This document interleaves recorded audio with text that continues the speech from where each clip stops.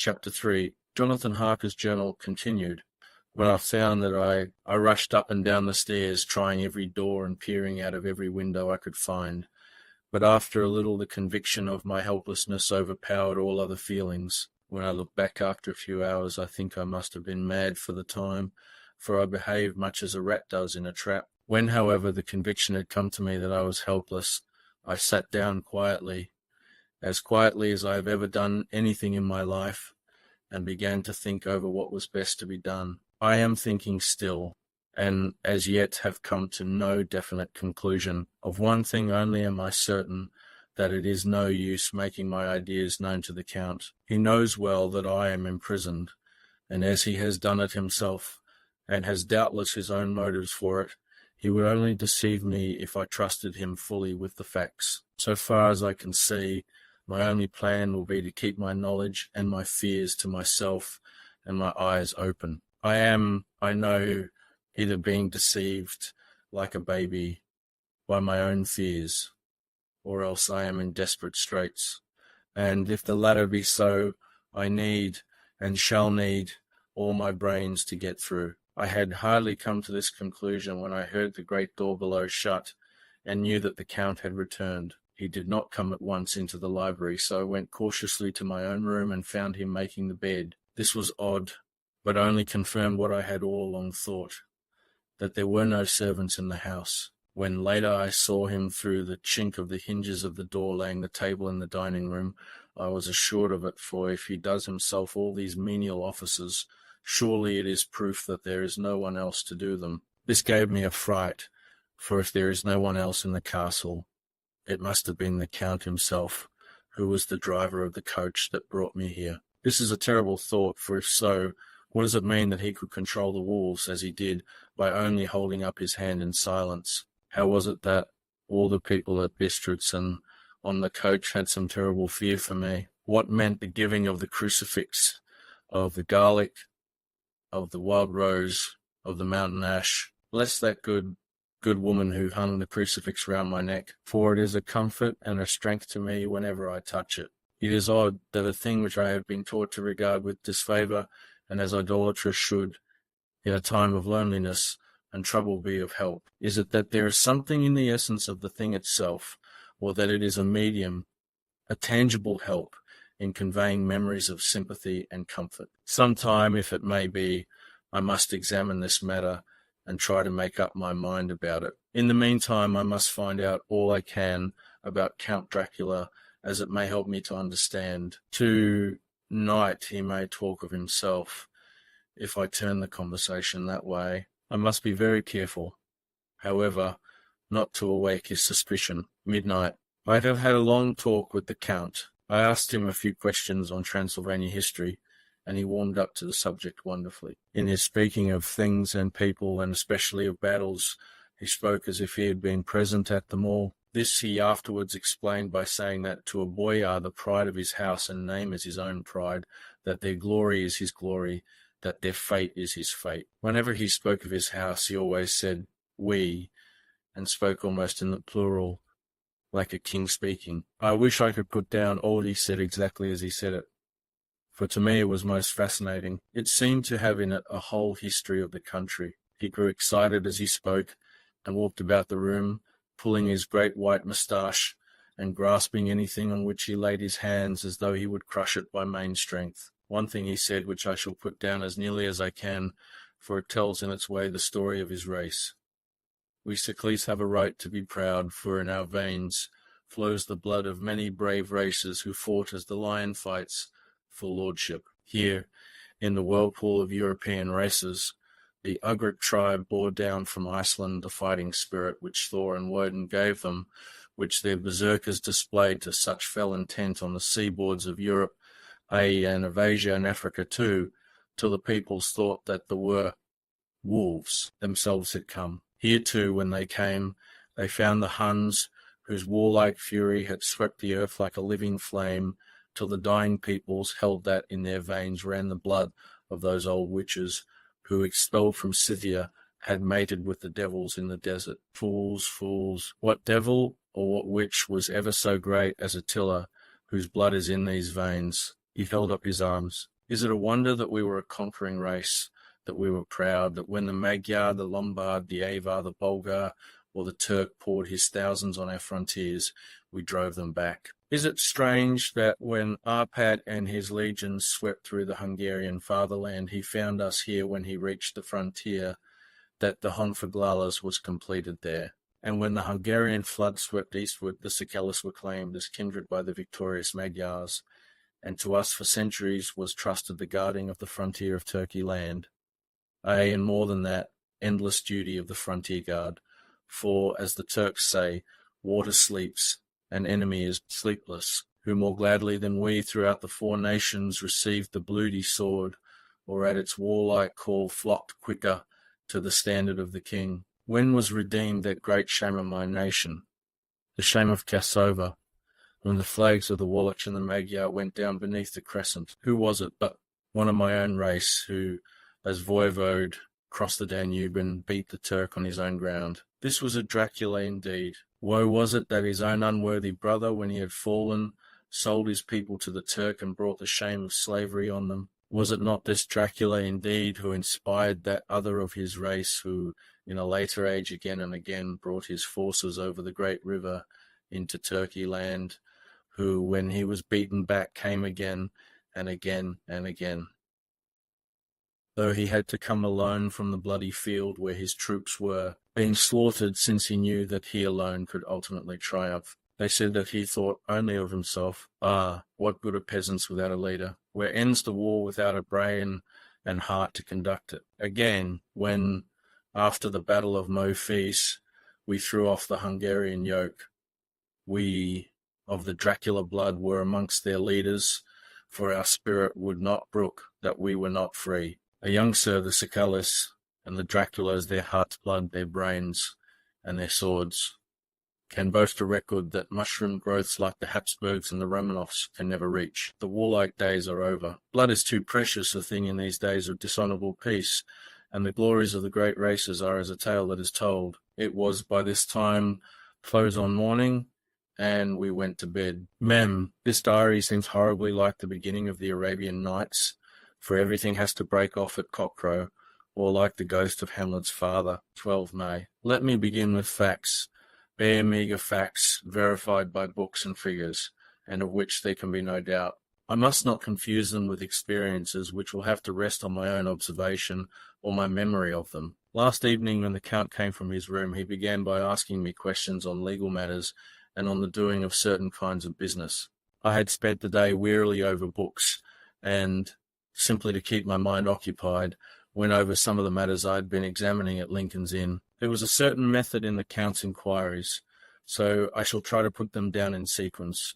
The knowledge may somehow or sometime be useful to me. First, he asked if a man in England might have 2 solicitors or more. I told him he might have a dozen if he wished, but that it would not be wise to have more than 1 solicitor engaged in one transaction, as only one could act at a time, and that to change would be certain to militate against his interest. He seemed thoroughly to understand, and went on to ask if there would be any practical difficulty in having one man to attend, say, to banking, and another to look after shipping, in case local help were needed in a place far from the home of the banking solicitor. I asked him to explain more fully, so that I might not by any chance mislead him.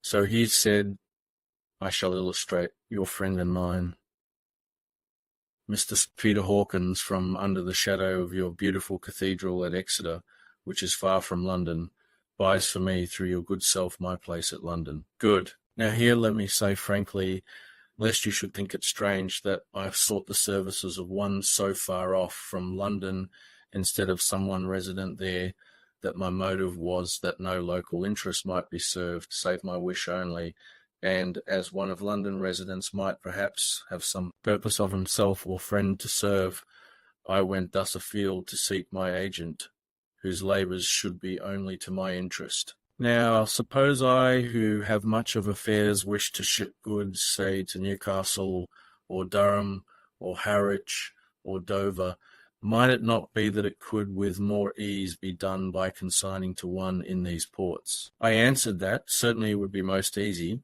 but that we solicitors had a system of agency one for the other, so that local work could be done locally on instruction from any solicitor, so that the client, simply placing himself in the hands of one man, could have his wishes carried out by him without further trouble. But, said he, I could be at liberty to direct myself. Is it not so? Of course, I replied, and such is often done by men of business who do not like the whole of their affairs to be known by any one person. Good, he said, and then went on to ask about the means of making consignments and the forms to be gone through, and of all sorts of difficulties which might arise, but by forethought could be guarded against. I explained all these things to him to the best of my ability, and he certainly left me under the impression that he would have made a wonderful solicitor, for there was nothing that he did not think of or foresee. For a man who was never in the country, and who did not evidently do much in the way of business, his knowledge and acumen were wonderful. When he had satisfied himself on these points of which he had spoken, and I had verified all as well as I could by the books available, he suddenly stood up and said, Have you written since your first letter to our friend Mr. Peter Hawkins, or to any other? It was with some bitterness in my heart that I answered that as yet I had not seen any opportunity of sending letters to anybody. Then write now, my young friend, he said, laying a heavy hand on my shoulder. Write to our friend and to any other, and say, if it will please you, that you shall stay with me until a month from now. Do you wish me to stay so long? I asked, for my heart grew cold at the thought. I desire it much, nay, I will take no refusal. When your master, employer, what you will, engaged that someone should come on his behalf, it was understood that my needs only were to be consulted. I have not stinted. Is it not so? What could I do but bow acceptance? It was Mr. Hawkins's interest, not mine, and I had to think of him, not myself. And besides, while Count Dracula was speaking, there was that in his eyes and in his bearing which made me remember that I was a prisoner, and that if I wished it, I could have no choice. The Count saw his victory in my bow, and his mastery in the trouble of my face, for he began at once to use them, but in his own smooth, resistless way. I pray you, my good young friend, that you will not discourse of things other than business in your letters. It will doubtless please your friends to know that you are well, and that you look forward to getting home to them. Is it not so? As he spoke, he handed me 3 sheets of notepaper and 3 envelopes. They were all of the thinnest foreign post, and looking at them, then at him, and noticing his quiet smile with the sharp canine teeth lying over the red underlip, I understood as well as if he had spoken that I should be careful what I wrote, for he would be able to read it. So I determined to write only formal notes now, but to write fully to Mr. Hawkins in secret, and also to Mina. For to her I could write in shorthand, which would puzzle the Count if he did see it. When I had written my 2 letters, I sat quiet, reading a book whilst the Count wrote several notes, referring as he wrote them to some books on his table. Then he took up my 2 and placed them with his own, and put by his writing materials. After which, the instant the door had closed behind him, I leaned over and looked at the letters, which were face down on the table. I felt no compunction in doing so, for under the circumstances I felt that I should protect myself in every way I could. One of the letters was directed to Samuel F. Billington, number 7, A Crescent, Whitby, another to Herr Leutner, Varna.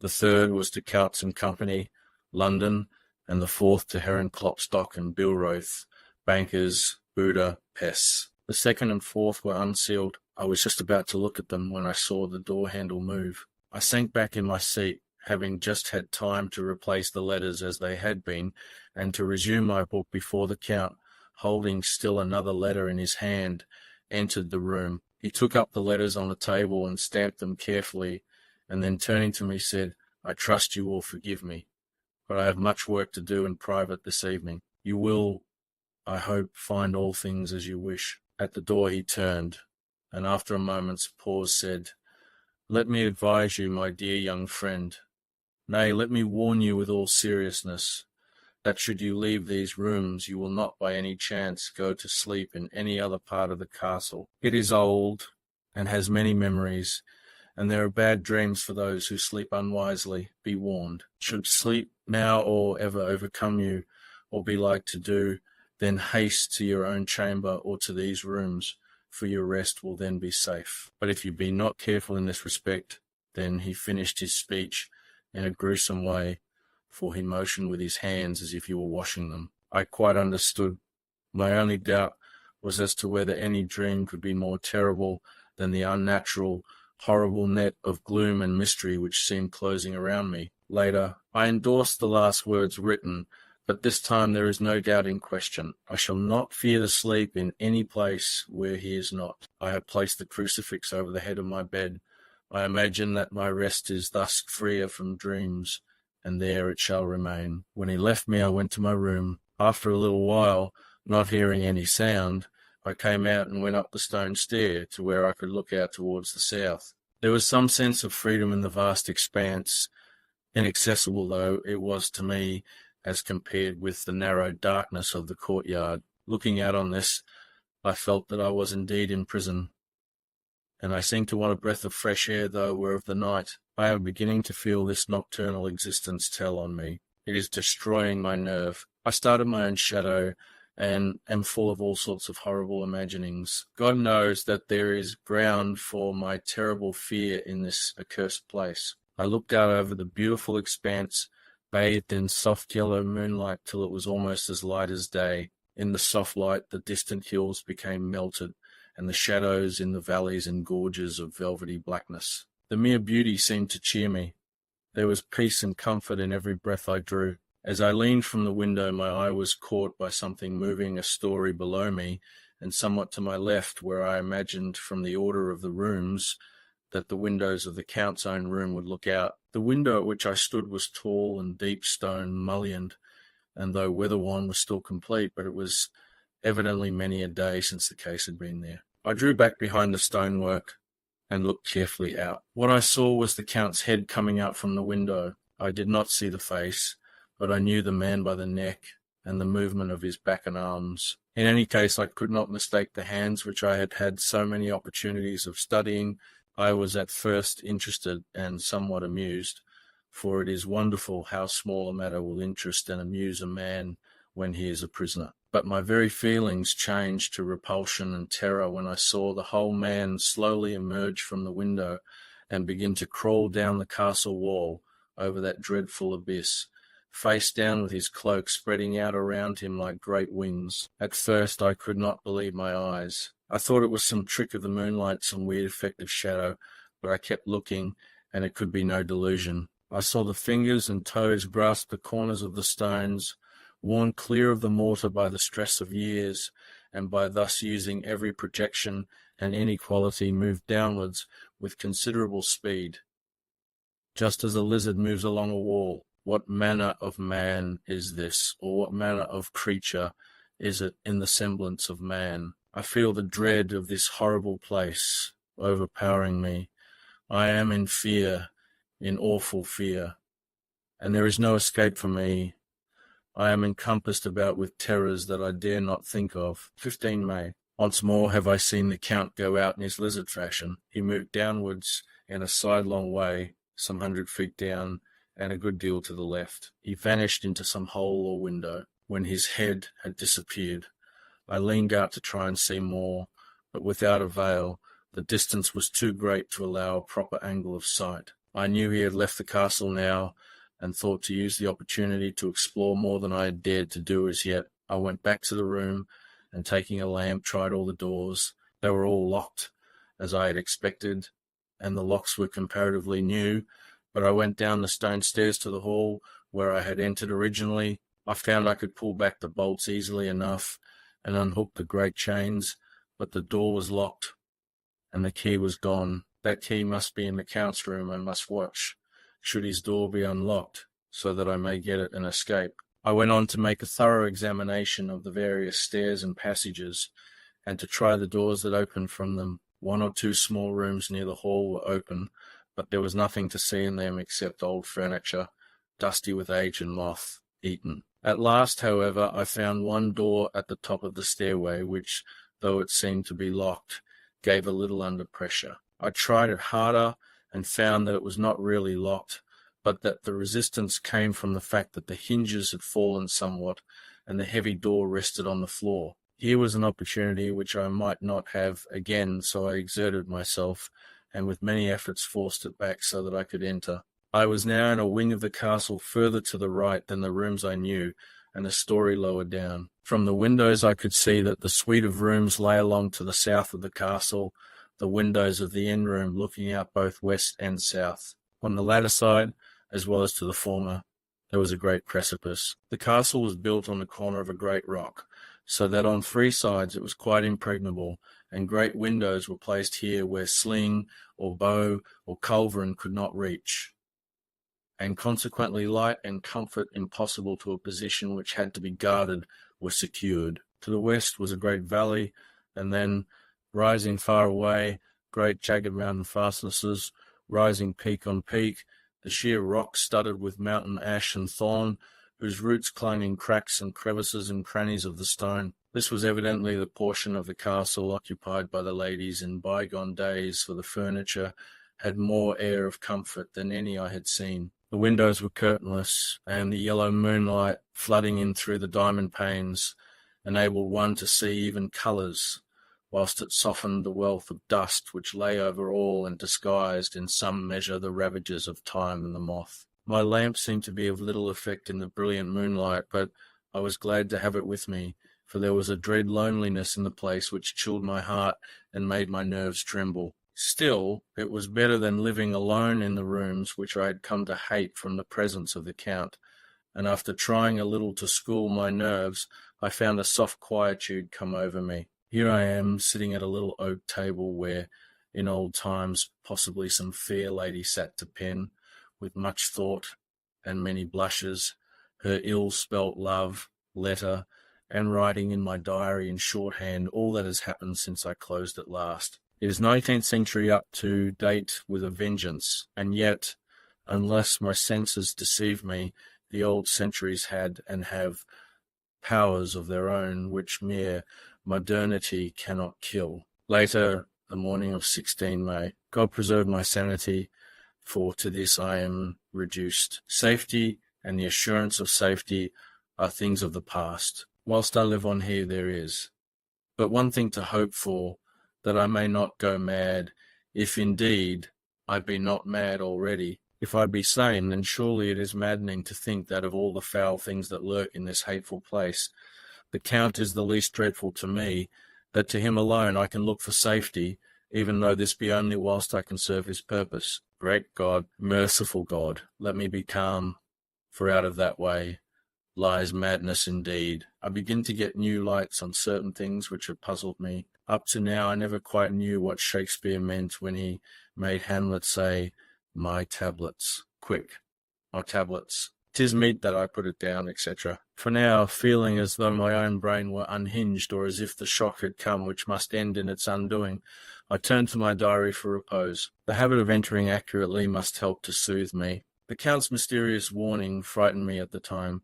It frightens me more now when I think of it, for in future he has a fearful hold upon me. I shall fear to doubt what he may say. When I had written in my diary and had fortunately replaced the book and pen in my pocket, I felt sleepy. The Count's warning came into my mind, but I took a pleasure in disobeying it. The sense of sleep was upon me, and with it the obstinacy which sleep brings as outrider. The soft moonlight soothed, and the wide expanse without gave a sense of freedom which refreshed me. I determined not to return to night to the gloom-haunted rooms, but to sleep here where of old ladies had sat and sung and lived sweet lives, whilst their gentle breasts were sad for their menfolk away in the midst of remorseless wars. I drew a great couch out of its place near the corner, so that as I lay I could look at the lovely view to east and south, and, unthinking of and uncaring for the dust, composed myself for sleep. I suppose I must have fallen asleep. I hope so, but I fear, for all that followed was startlingly real. So real that now, sitting here in the broad, full sunlight of the morning, I cannot in the least believe that it was all sleep. I was not alone. The room was the same, unchanged in any way since I came into it.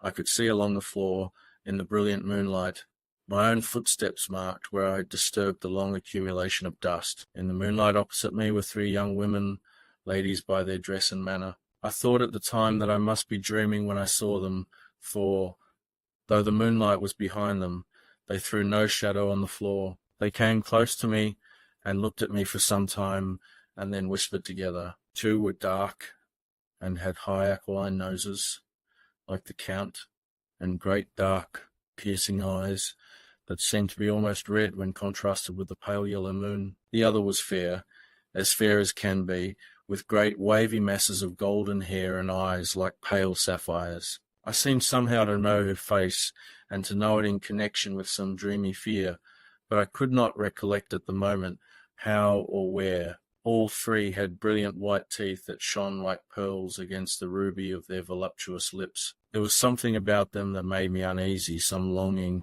and at the same time some deadly fear. I felt in my heart a wicked burning desire that they would kiss me with those red lips.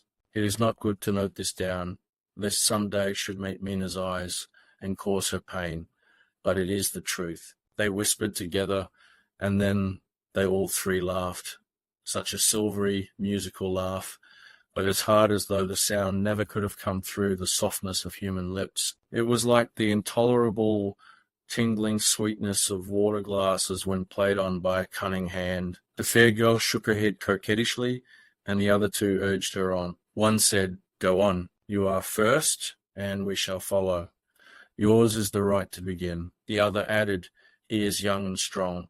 There are kisses for us all." I lay quiet, looking out under my eyelashes, in an agony of delightful anticipation. The fair girl advanced and bent over me till I could feel the movement of her breath upon me. Sweet it was in one sense, honey sweet, and sent the same tingling through the nerves as her voice, but with a bitter underlying the sweet, a bitter offensiveness, as one smells in blood. I was afraid to raise my eyelids, but looked out and saw perfectly under the lashes. The girl went on her knees and bent over me, simply gloating. There was a deliberate voluptuousness which was both thrilling and repulsive, and as she arched her neck, she actually licked her lips like an animal, till I could see in the moonlight the moisture shining on the scarlet lips and on the red tongue as it lapped the white, sharp teeth. Lower and lower went her head, as the lips went below the range of my mouth and chin, and seemed about to fasten on my throat. Then she paused, and I could hear the churning sound of her tongue as it licked her teeth and lips,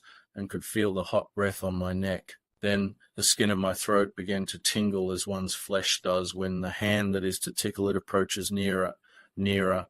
I could feel the soft shivering touch of the lips on the supersensitive skin of my throat, and the hard dents of 2 sharp teeth, just touching and pausing there. I closed my eyes in a languorous ecstasy, and waited with beating heart. But at that instant, another sensation swept through me as quick as lightning. I was conscious of the presence of the Count, and of his being as if lapped in a storm of fury. As my eyes opened involuntarily, I saw his strong hand grasp the slender neck of the fair woman, and with giant's power draw it back.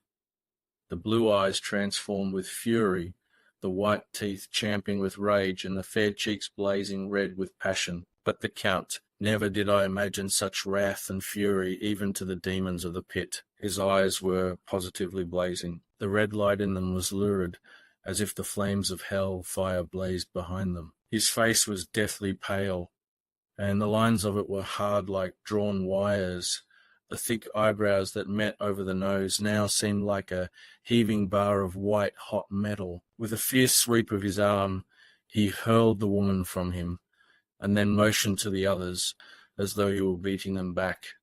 It was the same imperious gesture that I had seen used to the wolves. In a voice which, though low and almost in a whisper, seemed to cut through the air and then ring round the room, he said, "How dare you touch him, any of you? How dare you cast eyes on him when I had forbidden it? Back, I tell you all. This man belongs to me. Beware how you meddle with him, or you'll have to deal with me." The fair girl, with a laugh of ribald coquetry, turned to answer him, "You yourself never loved.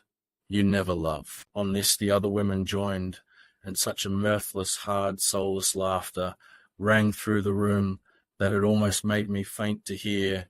It seemed like the pleasure of fiends. Then the Count turned after looking at my face attentively, and said in a soft whisper, "Yes, I too can love. You yourselves can tell it from the past. Is it not so? Well, Now I promise you that when I am done with him, you shall kiss him at your will. Now go, go, I must awaken him, for there is work to be done. Are we to have nothing to night? Said one of them, with a low laugh, as she pointed to the bag which he had thrown upon the floor, and which moved as though there was some living thing within it. For answer he nodded his head. One of the women jumped forward and opened it. If my ears did not deceive me, there was a gasp and a low wail, as of a half-smothered child. The women closed round whilst I was aghast with horror, but as I looked they disappeared, and with them the dreadful bag. There was no door near them, and they could not have passed me without my noticing. They simply seemed to fade into the rays of the moonlight and pass out through the window, for I could see outside the dim, shadowy forms for a moment before they entirely faded away. Then the horror overcame me, and I sank down unconscious. Chapter 4. Jonathan Harker's journal continued. In my own bed, if it be that I had not dreamt, the Count must have carried me here. I tried to satisfy myself on the subject, but could not arrive at any unquestionable result. To be sure, there were certain small evidences, such as that my clothes were folded and laid by in a manner which was not my habit. My watch was still unwound, and I am rigorously accustomed to wind it the last thing before going to bed, and many such details. But these things are no proof, for they may have been evidences that my mind was not as usual, and from some cause or another I had certainly been much upset. I must watch for proof. Of one thing I am glad, if it was that the Count carried me here and undressed me, he must have been hurried in his task, for my pockets are intact. I am sure this diary would have been a mystery to him which he would not have brooked. He would have taken or destroyed it. As I look round this room, although it has been to me so full of fear, it is now a sort of sanctuary, for nothing can be more dreadful than those awful women who are waiting to suck my blood. 18 May. I have been down to look at that room again in daylight, for I must know the truth. When I got to the doorway at the top of the stairs, I found it closed. It had been so forcibly driven against the jamb that part of the woodwork was splintered. I could see that the bolt of the lock had not been shot, but the door is fastened from the inside. I fear it was no dream, and must act on this surmise. 19 May. I am surely in the toils. Last night the Count asked me in the suavest tones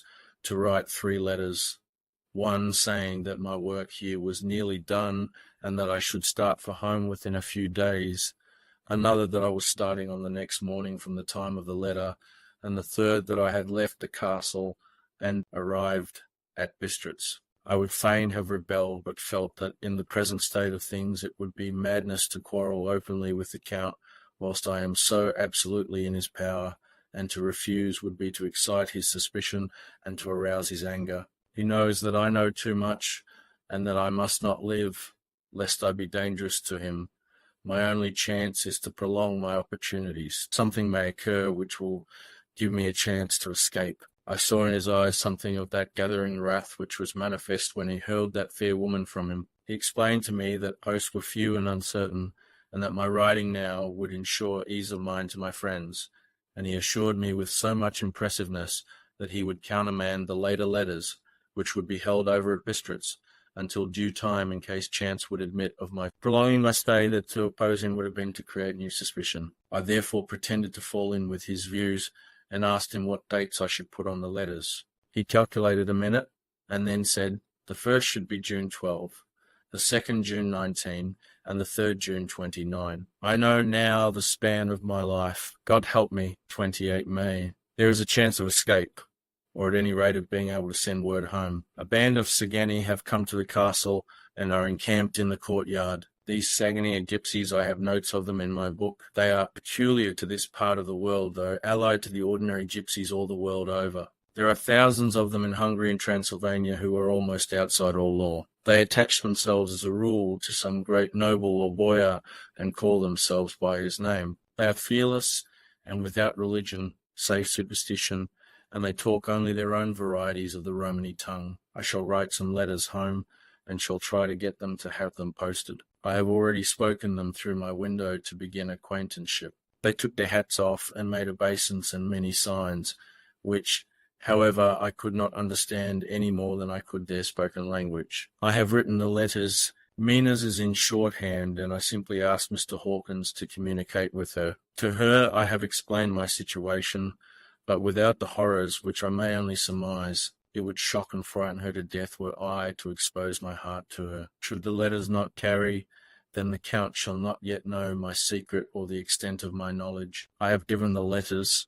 I threw them through the bars of my window with a gold piece, and made what signs I could to have them posted. The man who took them pressed them to his heart and bowed, and then put them in his cap. I could do no more. I stole back to the study and began to read. As the Count did not come in, I have written here, "The Count has come." He sat down beside me and said in his smoothest voice as he opened 2 letters, "The Scanny has given me these, of which, though I know not whence they come, I shall of course take care. See, he must have looked at it. One is from you, and to my friend Peter Hawkins. The other here." He caught sight of the strange symbols as he opened the envelope, and the dark look came into his face, and his eyes blazed wickedly. "The other is a vile thing, an outrage upon friendship and hospitality. It is not signed, well, so it cannot matter to us." And he calmly held letter and envelope in the flame of the lamp till they were consumed. Then he went on, "The letter to Hawkins, that I shall of course send on, since it is yours. Your letters are sacred to me. Your pardon, my friend, that unknowingly I did break the seal. Will you not cover it again?" He held out the letter to me, and with a courteous bow handed me a clean envelope. I could only redirect it and hand it to him in silence. When he went out of the room, I could hear the key turn softly. A minute later I went over and tried it, and the door was locked. When, an hour or 2 after, the Count came quietly into the room, his coming awakened me, for I had gone to sleep on the sofa. He was very courteous and very cheery in his manner, and saying that I had been sleeping, he said, "So, my friend, you are tired. Get to bed. There is the surest rest. I may not have the pleasure to talk to night, since there are many labours to me, but you will sleep, I pray." I passed to my room and went to bed, and, strange to say, slept without dreaming. Despair has its own calms. 31 May. This morning when I woke, I thought I would provide myself with some paper and envelopes from my bag and keep them in my pocket, so that I might write in case I should get an opportunity. But again a surprise, again a shock. Every scrap of paper was gone, and with it all my notes, my memoranda relating to railways and travel, my letter of credit. In fact, all that might be useful to me were I once outside the castle. I sat and pondered a while, and then some thought occurred to me, and I made search of my portmanteau and in the wardrobe where I had placed my clothes. The suit in which I had travelled was gone, and also my overcoat and rug. I could find no trace of them anywhere. This looked like some new scheme of villainy. 17 June. This morning, as I was sitting on the edge of my bed, cudgelling my brains, I heard without a cracking of whips and pounding and scraping of horses' feet up the rocky path beyond the courtyard. With joy I hurried to the window and saw drive into the yard 2 great litre wagons, each drawn by 8 sturdy horses. At the head of each pair a Slovak, with his wide hat, great nail, studded belt, dirty sheepskin, and high boots. They had also their long staves in hand. I ran to the door, intending to descend and try and join them through the main hall, as I thought that way might be opened for them. Again a shock. My door was fastened on the outside. Then I ran to the window and cried to them. They looked up at me stupidly and pointed, but just then the hetman of the Scanny came out, and seeing them pointing to my window said something, at which they laughed. Henceforth no effort of mine, no piteous cry or agonized entreaty, would make them even look at me. They resolutely turned away. The later wagons contained great square boxes with handles of thick rope. These were evidently empty by the ease with which the Slovaks handled them, and by their resonance as they were roughly moved. When they were all unloaded and packed in a great heap in one corner of the yard, the Slovaks were given some money by the Scanny, and spitting on it for luck, lazily went each to his horse's head. Shortly afterwards I heard the cracking of their whips die away in the distance. 24 June, before morning. Last night the Count left me early and locked himself into his own room. As soon as I dared, I ran up the winding stair and looked out of the window which opened south. I thought I would watch for the Count, for there is something going on. The Scani are quartered somewhere in the castle and are doing work of some kind. I know it for now, and then I hear a faraway muffled sound as of mattock and spade, and whatever it is, it must be the end of some ruthless villainy. I had been at the window somewhat less than half an hour when I saw something coming out of the Count's window. I drew back and watched carefully, and saw the whole man emerge. It was a new shock to me to find that he had on the suit of clothes which I had worn whilst travelling here, and slung over his shoulder the terrible bag which I had seen the women take away. There could be no doubt as to his quest, and in my garb too. This, then, is his new scheme of evil, that he will allow others to see me as they think, so that he may both leave evidence that I have been seen in the towns or villages posting my own letters, and that any wickedness which he may do shall by the local people be attributed to me. It makes me rage to think that this can go on, and whilst I am shut up here, a veritable prisoner, but without that protection of the law which is even a criminal's right and consolation. I thought I would watch for the Count's return, and for a long time sat doggedly at the window. Then I began to notice that there were some quaint little specks floating in the rays of the moonlight. They were like the tiniest grains of dust, and they whirled round and gathered in clusters in a nebulous sort of way. I watched them with a sense of soothing, and a sort of calm stole over me. I leaned back in the embrasure in a more comfortable position so that I could enjoy more fully the ephemeral gambling. Something made me start up, a low, piteous howling of dogs somewhere far below in the valley which was hidden from my sight. Louder it seemed to ring in my ears, and the floating motes of dust to take new shapes to the sound as they danced in the moonlight. I felt myself struggling to awake to some call of my instincts. Nay, my very soul was struggling, and my half-remembered sensibilities were striving to answer the call. I was becoming hypnotized. Quicker and quicker danced the dust.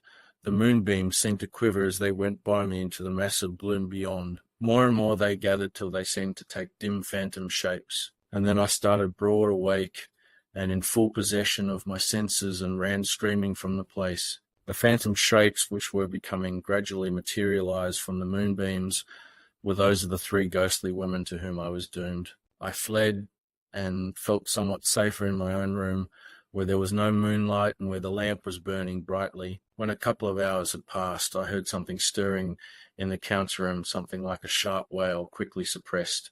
And then there was silence, deep, awful silence, which chilled me. With a beating heart, I tried the door, but I was locked in my prison and could do nothing. I sat down and simply cried. As I sat, I heard a sound in the courtyard without, the agonized cry of a woman. I rushed to the window and, throwing it up, peered out between the bars. There indeed was a woman with dishevelled hair, holding her hands over her heart as one distressed with running. She was leaning against the corner of the gateway. When she saw my face at the window, she threw herself forward and shouted in a voice laden with menace, "Monster, give me my child." She threw herself on her knees, and raising up her hands, cried the same words in tones which wrung my heart. Then she tore her hair and beat her breast, and abandoned herself to all the violences of extravagant emotion. Finally she threw herself forward, and, though I could not see her, I could hear the beating of her naked hands against the door. Somewhere high overhead, probably on the tower, I heard the voice of the Count calling in his harsh metallic whisper. His call seemed to be answered from far and wide by the howling of wolves. Before many minutes had passed, a pack of them poured, like a pent-up dam when liberated, through the wide entrance into the courtyard. There was no cry from the woman, and the howling of the wolves was but short. Before long they streamed away singly, licking their lips. I could not pity her, for I knew now what had become of her child, and she was better dead. What shall I do? What can I do? How can I escape from this dreadful thing of night and gloom and fear? 25 June morning. No man knows till he has suffered from the night how sweet and how dear to his heart nigh the morning can be. When the sun grew so high this morning that it struck the top of the great gateway opposite my window, the high spot which it touched seemed to me as if the dove from the ark had lighted there. My fear fell from me as if it had been a vaporous garment which dissolved in the warmth. I must take action of some sort whilst the courage of the day is upon me. Last night one of my post-dated letters went to post. the first of that fatal series which is to blot out the very traces of my existence from the earth. Let me not think of it. Action! It has always been at night time that I have been molested or threatened, or in some way in danger or in fear. I have not yet seen the Count in the daylight. Can it be that he sleeps when others wake, that he may be awake whilst they sleep? If I could only get into his room. But there is no possible way. The door is always locked, no way for me. Yes, there is a way, if one dares to take it. Where his body is gone, why may not another body go? I have seen him myself crawl from his window. Why should not I imitate him and go in by his window? The chances are desperate, but my need is more desperate still. I shall risk it. At the worst, it can only be death, and a man's death is not a calf's, and the dreaded hereafter may still be open to me. God help me in my task. Goodbye, Mina, if I fail. Goodbye, my faithful friend and second father. Goodbye all, and last of all, Mina. Same day, later. I have made the effort, and God helping me, have come safely back to this room. I must put down every detail in order. I went whilst my courage was fresh straight to the window on the south side, and at once got outside on the narrow ledge of stone which runs around the building on this side. The stones are big and roughly cut, and the mortar has by process of time been washed away between them. I took off my boots and ventured out on the desperate way. I looked down once so as to make sure that a sudden glimpse of the awful depth would not overcome me, but after that kept my eyes away from it. I knew pretty well the direction and distance of the Count's window, and made for it as well as I could, having regard to the opportunities available. I did not feel dizzy. I suppose I was too excited, and the time seemed ridiculously short till I found myself standing on the window-sill and trying to raise up the sash. I was filled with agitation, however, when I bent down and slid feet foremost in through the window. Then I looked around for the Count, but with surprise and gladness made a discovery. The room was empty. It was barely furnished with odd things which seemed to have never been used. The furniture was something the same style as that in the south rooms, and was covered with dust. I looked for the key, but it was not in the lock, and I could not find it anywhere. The only thing I found was a great heap of gold in one corner. Gold of all kinds, Roman and British and Austrian and Hungarian and Greek and Turkish money, covered with a film of dust, as though it had lain long in the ground. None of it that I noticed was less than 300 years old. There were also chains and ornaments, some jewelled, but all of them old and stained. At one corner of the room was a heavy door.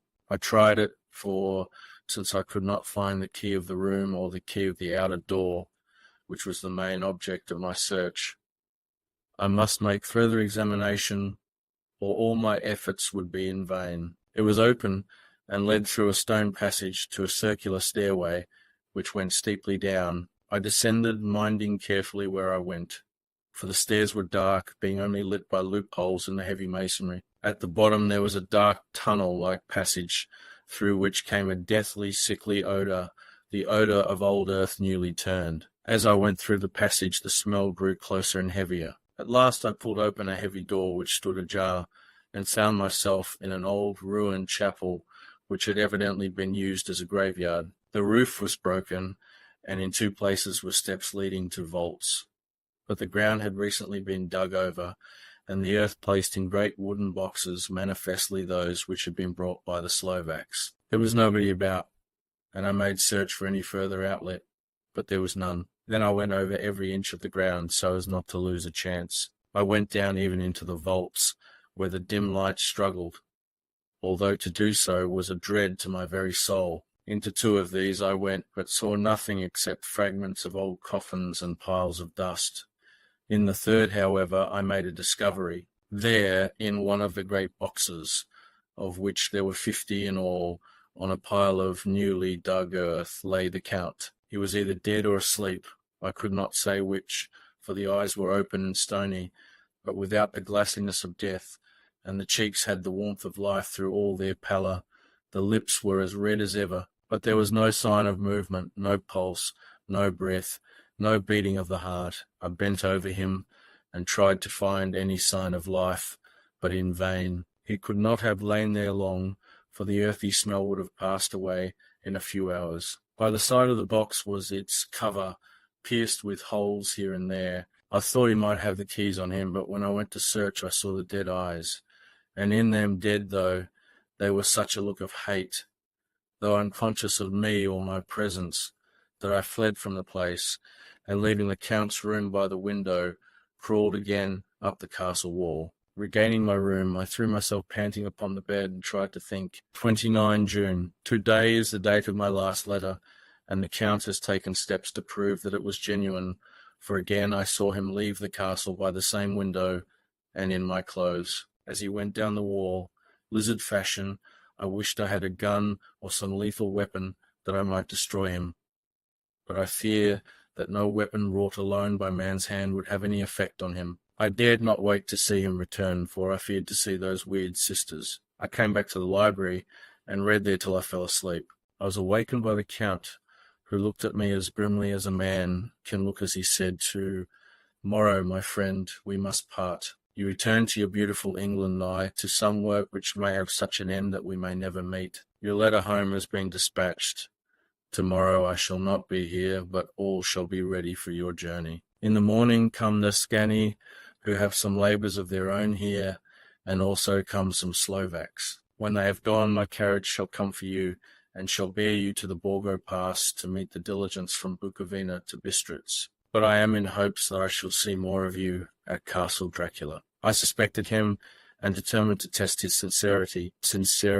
It seems like a profanation of the word to write it in connection with such a monster, so I asked him point blank, "Why may I not go to night?" "Because, dear sir, my coachman and horses are away on a mission, but I would walk with pleasure. I want to get away at once." He smiled, such a soft, smooth, diabolical smile that I knew there was some trick behind his smoothness. He said, "And your baggage?" "I do not care about it. I can send for it some other time." The Count stood up and said, with a sweet courtesy which made me rub my eyes, it seemed so real, "You English have a saying which is close to my heart, for its spirit is that which rules our boyars. Welcome the coming, speed the parting guest. Come with me, my dear young friend. Not an hour shall you wait in my house against your will, though sad am I at your going, and that you so suddenly desire it. Come." With a stately gravity, he, with the lamp, preceded me down the stairs and along the hall. Suddenly he stopped. Hark! Close at hand came the howling of many wolves. It was almost as if the sound sprang up at the rising of his hand, just as the music of a great orchestra seems to leap under the B-phaeton of the conductor. After a pause of a moment, he proceeded, in his stately way, to the door, drew back the ponderous bolts, unhooked the heavy chains, and began to draw it open. To my intense astonishment, I saw that it was unlocked. Suspiciously, I looked all round, but could see no key of any kind. As the door began to open, the howling of the wolves without grew louder and angrier, their red jaws, with champing teeth, and their blunt clawed feet, as they leaped, came in through the opening door. I knew then that to struggle at the moment against the Count was useless. With such allies as these at his command, I could do nothing. But still the door continued slowly to open, and only the Count's body stood in the gap. Suddenly it struck me that this might be the moment and means of my doom. I was to be given to the wolves, and at my own instigation. There was a diabolical wickedness in the idea great enough for the Count, and as a last chance I cried out, "Shut the door, I shall wait till morning," and covered my face with my hands to hide my tears of bitter disappointment. With one sweep of his powerful arm, the Count threw the door shut, and the great bolts clanged and echoed through the hall as they shot back into their places. In silence we returned to the library, and after a minute or two I went to my own room. The last I saw of Count Dracula was his kissing his hand to me with a red light of triumph in his eyes, and with a smile that Judas in hell might be proud of. When I was in my room and about to lie down, I thought I heard a whispering at my door. I went to it softly and listened. Unless my ears deceived me, I heard the voice of the Count. "Back, back to your own place. Your time is not yet come. Wait, have patience. To-night is mine. To-morrow night is yours." There was a low, sweet ripple of laughter, and in a rage I threw open the door, and saw without the three terrible women licking their lips. As I appeared, they all joined in a horrible laugh, and ran away. I came back to my room and threw myself on my knees. It is then so near the end. To-morrow, to-morrow. Lord, help me, and those to whom I am dear. 30 June morning. These may be the last words I ever write in this diary. I slept till just before the dawn, and when I woke, threw myself on my knees, for I determined that if death came, he should find me ready. At last I felt that subtle change in the air, and knew that the morning had come. Then came the welcome cockcrow, and I felt that I was safe. With a glad heart I opened my door and ran down to the hall. I had seen that the door was unlocked, and now escape was before me. With hands that trembled with eagerness, I unhooked the chains and drew back the massive bolts, but the door would not move. Despair seized me. I pulled and pulled at the door and shook it till, massive as it was, it rattled in its casement. I could see the bolt shot. It had been locked after I left the Count. Then a wild desire took me to obtain that key at any risk, and I determined then and there to scale the wall again and gain the Count's room. He might kill me, but death now seemed the happier choice of evils. Without a pause, I rushed up to the east window and scrambled down the wall, as before, into the Count's room. It was empty, but that was as I expected. I could not see a key anywhere, but the heap of gold remained. I went through the door in the corner and down the winding stair and along the dark passage to the old chapel. I knew now well enough where to find the monster I sought. The great box was in the same place, close against the wall, but the lid was laid on it, not fastened down, but with the nails ready in their places to be hammered home. I knew I must reach the body for the key, so I raised the lid and laid it back against the wall, and then I saw something which filled my very soul with horror. There lay the Count, but looking as if his youth had been half renewed, for the white hair and moustache were changed to dark iron. Grey the cheeks were fuller, and the white skin seemed ruby, red underneath. The mouth was redder than ever, for on the lips were gouts of fresh blood, which trickled from the corners of the mouth and ran over the chin and neck. Even the deep burning eyes seemed set amongst swollen flesh, for the lids and pouches underneath were bloated. It seemed as if the whole awful creature was simply gorged with blood. He lay like a filthy leech, exhausted with his repletion. I shuddered as I bent over to touch him, and every sense in me revolted at the contact, but I had to search or I was lost. The coming night might see my own body a banquet in a similar way to those horrid three. I felt all over the body, but no sign could I find of the key. Then I stopped and looked at the Count. There was a mocking smile on the bloated face, which seemed to drive me mad. This was the being I was helping to transfer to London, where, perhaps, for centuries to come, he might, amongst its teeming millions, satiate his lust for blood, and create a new and ever widening circle of semi-demons to batten on the helpless. The very thought drove me mad. A terrible desire came upon me to rid the world of such a monster.